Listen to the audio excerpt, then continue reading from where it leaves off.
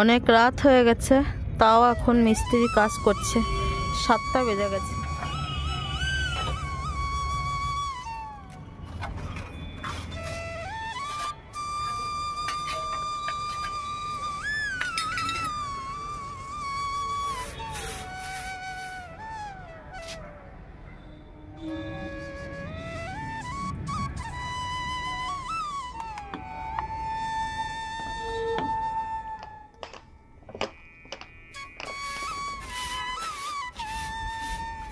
ইচ্ছা হবে তখন তো এগুলো ভালো করে এবার পরিষ্কার করে ধোবো। এতক্ষণ কেটে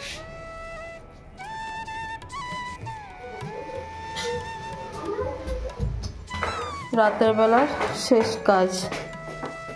চঞ্চল দা খাবার আজকে তপন নেই তো?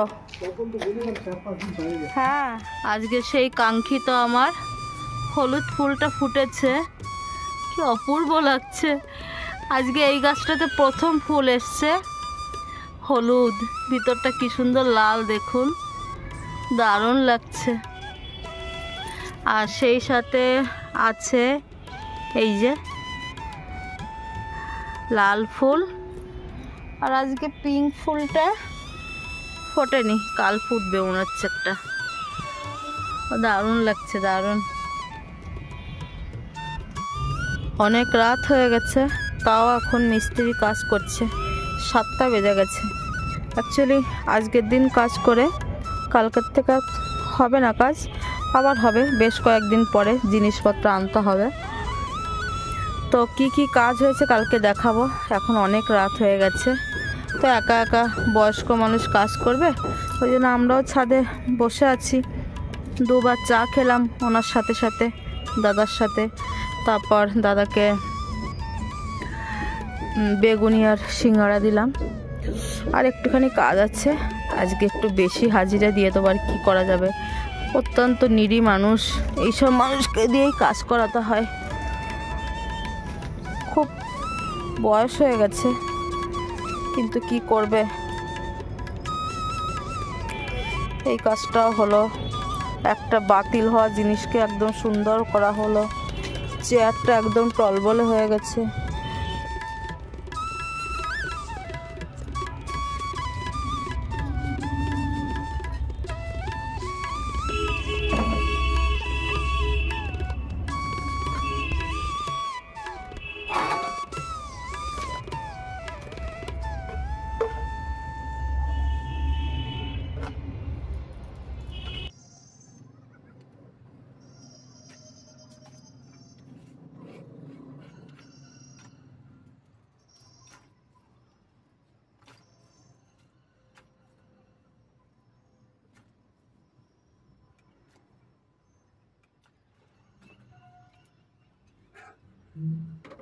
হাই, আমি ঝুমা রায়। সবাই কেমন আছো? আশা করি অনেক অনেক ভালো আছো। সবাইকে জানাই আমার নতুন ভিডিওতে অনেক অনেক স্বাগত। তো যা হোক, সকালবেলা উঠেই ছাদে চলে এসেছি, যেহেতু মিস্ত্রিরা কাজ করেছে পুরো ছাদে পেরেক ভর্তি। তো আপনাদের দাদার পায়ে জুতোর তলা দিয়ে একটা পেরেক ঢুকে গেছে, তাকে আবার ইঞ্জেকশন নিতে হলো। আমার হাতে একটা তারে কেটে গেল, আবার ইঞ্জেকশন নিতে হলো, মানে টেড ব্যাগ নিতে হলো।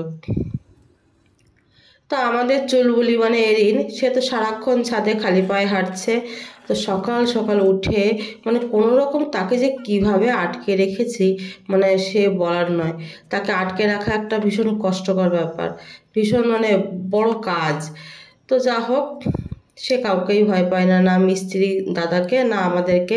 সে নিজেই একজন বড় মিস্ত্রি। তো যাও, সকালবেলা উঠে আগে পেরেকগুলো খুঁটে খুঁটে উঠিয়ে নিচ্ছে, তারপর সুন্দর করে ঝাড় দেবো। সব থেকে বড় মুশকিল হয়েছে আমার গাছগুলোতে যা অবস্থা হয়েছে না, এখন গাছের উপরে ভীষণ রকমের একটা মানে ধুলোবালি এইসব লাগছে, যা আমার একদম মানে পছন্দ হচ্ছে না। তো খুব তাড়াতাড়ি এদেরকে পরিষ্কার পরিচ্ছন্ন করে যত্ন করে আমি একদম টিপটপ করে রাখবো। তো একদিনে যতটা হয় ততটাই করব। সংসারের আরও প্রচুর কাজ থাকে, সারাদিন ছাদে আমি সময় দিতেও পারি না।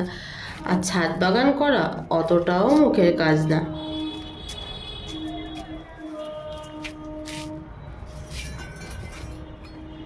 তো বিয়ের পর থেকে শ্বশুরবাড়িতে যেটুকু সম্পত্তি আমি পেয়েছি, মানে এই কয়েকটা কাঠের টেবিল আলমারি যা কিছুই পেয়েছি, মানে এই যে সামান্য বললেও ভুল হবে, একটা টেবিল, এই ছোট একটা আলমারি, একটা মায়ের আলমারি, ব্যাস এই কয়েকটা জিনিসই আমার কাছে আছে। একটা খাট আছে।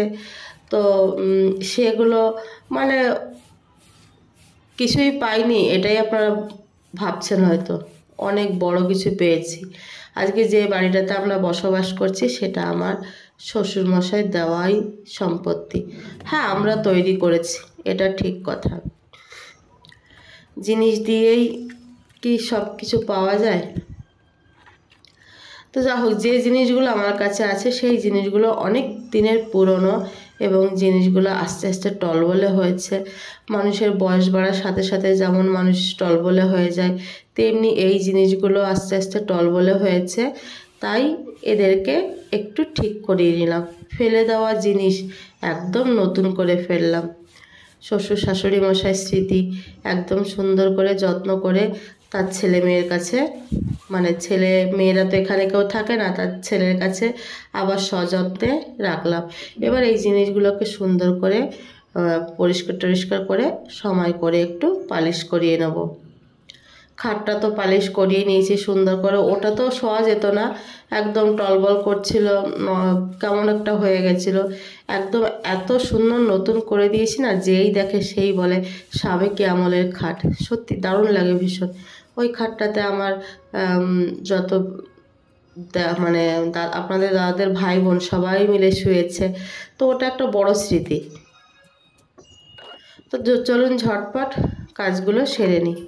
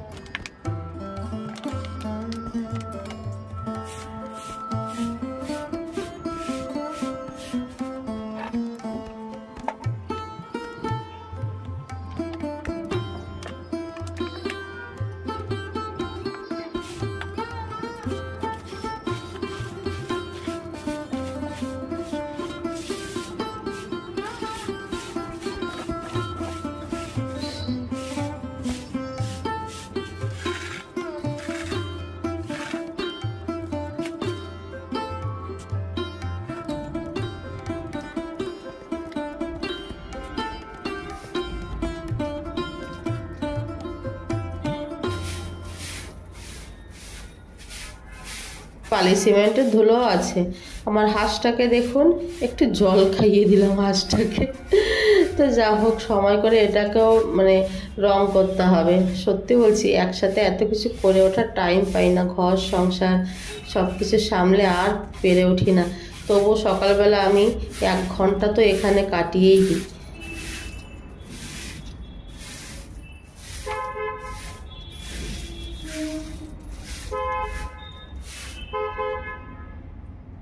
পুরো ছাদে এরকম পেরেক পড়ে আছে।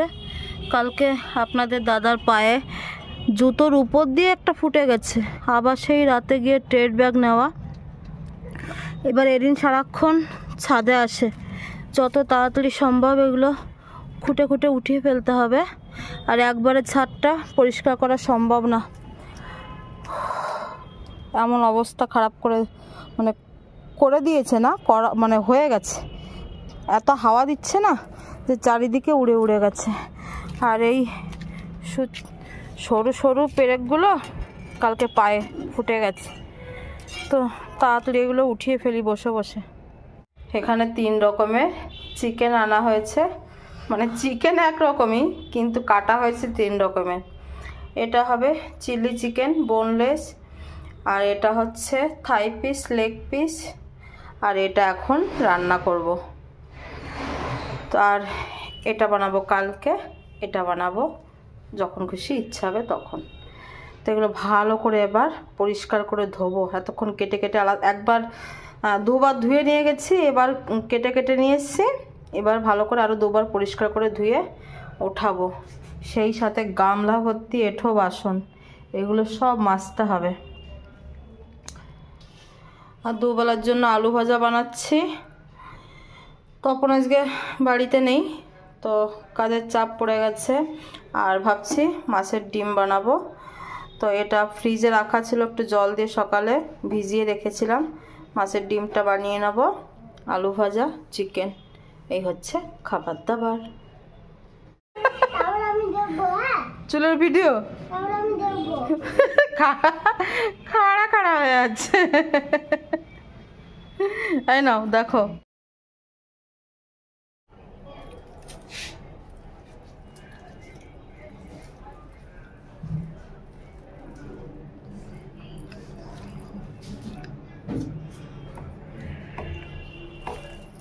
আমরা মাছের ডিমের বড়া যেভাবে বানাই, একটু বেসন দিই, চালের গুঁড়ো থাকলে চালের গুঁড়ো দিই, সাথে নুন, হালকা একটু চিনি দেবেন, ভালো লাগবে, হলুদ, লঙ্কা, পেঁয়াজ আর হচ্ছে আদা কুচি দেবেন, দিয়ে ভালো করে সুন্দর করে মেখে বড়া করি, দারুণ লাগে খেতে। সেই সাথে একটু কাঁচা লঙ্কা কুচি।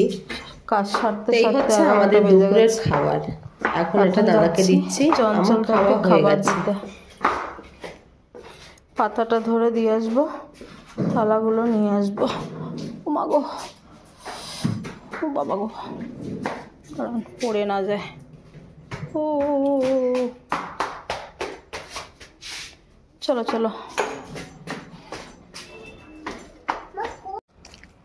কেন মার খাবে? না না না, কামড়ে দেবে। ওইখানে অন্ধকারে বসে আছে, জামাটা না পড়ে যাবে।